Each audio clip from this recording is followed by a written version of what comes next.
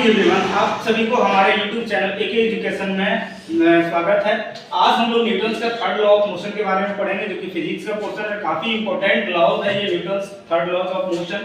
Newton third law of motion का statement क्या कहता है? According to Newton's third law of motion, to every action there is an equal and opposite reaction. कहता है कि Newton का थर्ड लॉ ऑफ मोशन का क्या स्टेटमेंट है कि हर एक एक्शंस जो होता है वो हमारा इक्वल एंड अपोजिट रिएक्शंस होता है।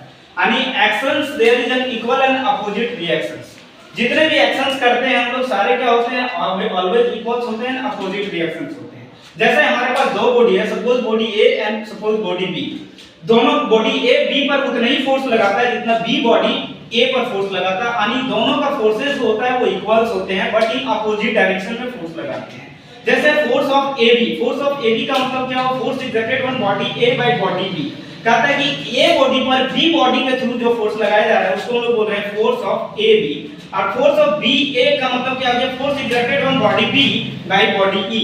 बॉडी B पर जो बॉडी A के द्वारा फोर्स लगाया जा रहा है उसको हम लोग बोल रहे हैं force of BA। So Newton according to Newton third law of motion mathematically हम लोग एक्सप्रेस कर सकते हैं कि force of AB is equal to minus of force of BA। यानी actions and reactions are equal but in opposite directions। Thank you.